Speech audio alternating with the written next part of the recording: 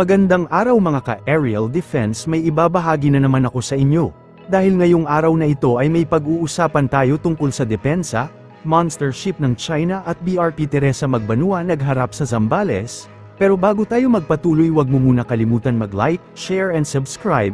Manatiling nakatutok sa aming channel para updated ka sa balitang militar at West Philippine Sea. Pinalitan ng China Coast Guard Vessel 5901, o mas kilala bilang monster ship, ang isa pang Chinese vessel sa loob ng Exclusive Economic Zone ng Pilipinas at nakaposisyon sa 97 nautical miles sa baybayin ng Zambales.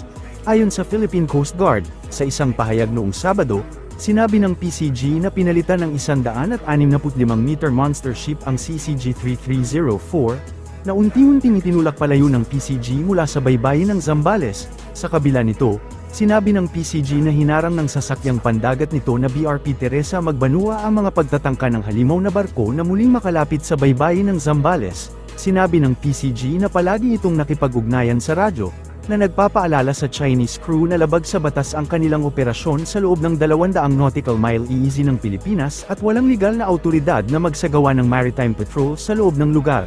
Hi sir, the China Coast Guard vessel 5901. This is Philippine Coast Guard vessel BRP Teresa Magbanua MRRV 9701. You are advised that you are currently sailing within the Philippines Exclusive Economic Zone, approximately 98 nautical miles west of south of Capones Point, Zambales, Philippines. In accordance with Republic Act 12064, the Philippine Maritime Zones Act, the United Nations Convention of the Law of the Sea, in which you are the signatory state, and the 2016 Arbitral Award. You do not possess any legal authority to patrol within the Philippines Exclusive Economic Zone. You are directed to depart immediately and notify us of your intentions. Over. Ang monster ship na kinikilala bilang pinakamalaking barko ng Coast Guard sa mundo, ay nauna nang namataan 54 nautical miles ang layo mula sa Capones Island sa Zambales, at lumipat ito malapit sa Lubang Island sa Occidental Mindoro noong Lunes. Ang sensitibong data sa Office of President sa ilalim ni Ferdinand Bongbong Marcos Jr. ay ninakaw ng mga hacker na nakasponsor ng Chinese state sa loob ng isang taon na kampanya, sa pagbanggit ng hindi bababa sa 3 tao na may kaalaman sa usapin.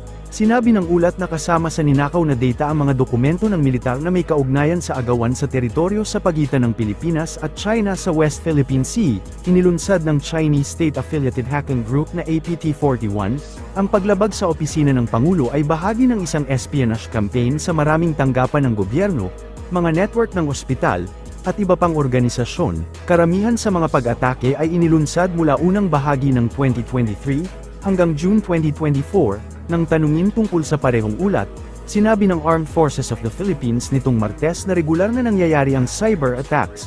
Sinabi ni Padilla na pinahuhusay ng AFP ang cyber defense nito sa tulong ng mga kinauukulang ahensya ng gobyerno sa pamamagitan ng koordinasyon at pagsasanay. Yes, no?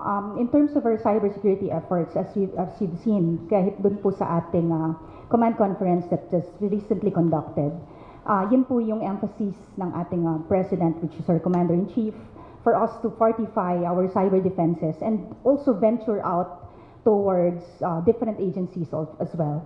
So in the side of the Armed Forces of the Philippines, we are in very close coordination in terms of our ally partners na rin, no? So dito sa mga, even in our exercises, kasama na ang cyber natin dyan.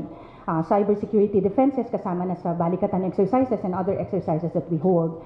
And over and above that, malalim na rin, no, yung coordination natin with different agencies, because cyber is actually, cybersecurity is the concern of everybody, and hindi lang siya sa AFP per se.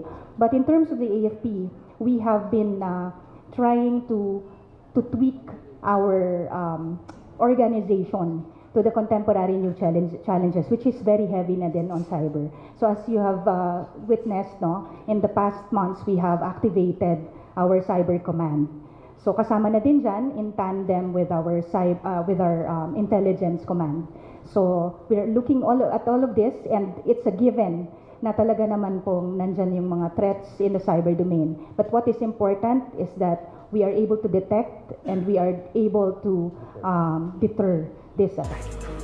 Sa isang press briefing noong Martes, sinabi naman ni Department of Information and Communications Technology o DICT Secretary Ivan Oy, na noon pa man ay may mga pagtatangka na i-hack ang data ng gobyerno, ngunit sa kabutihang palad, hindi na kompromiso ang mga sensitibong piraso ng impormasyon. Nang tanungin tungkol sa ulat sa mga hacker ng China, tiniyak ni Oy na natukoy ng mga puwersa ng gobyerno ang mga pagtatangka sa pag-hack at napigilan ang pagkawala ng data. This particular story, ang title po niya, Chinese hackers target Philippine president and steal military data. Some stolen documents related to dispute over South China Sea. Can you confirm that such an attack happened? Well, there are always attempts to do so, and in many instances, for attacks like those, we're able to detect them early on. And when we do so, we are able to secure the database, and we're able to secure the system so that it remains just an attempt and not be able to compromise some of the more sensitive data.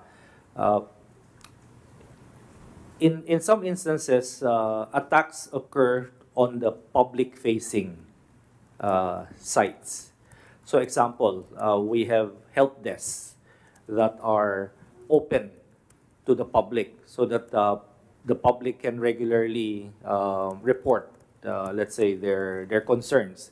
So those open sites are really designed with minimal security because you want to allow the public to easily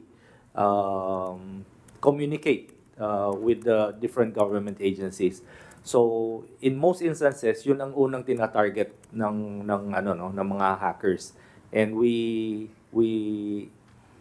detect it and we respond to it immediately. But as I said, if there are any claims that there were any successful extraction of any data, just show it. Show it. Then we will be able to see whether these claims are actually authentic or not. Other countries also experience the same thing, no? Attacks or claim attacks from different state actors or non-state actors, and claims that there have been breaches on the data. But I'd like to reiterate that so far, what we have seen is that no current information has been compromised. What we've seen so far are old data from many years ago that are being regurgitated or recycled just to make an impression that they were successful in doing so. Sir, last. Para sa mas madaming update tungkol sa ating depensa, paki-follow at like muna ng aming page na nasa description na ang link. Huwag mo na rin kalimutan mag-like, share and subscribe. Pindutin mo na rin ang bell para updated kayo sa aking mga bagong video. Maraming salamat po.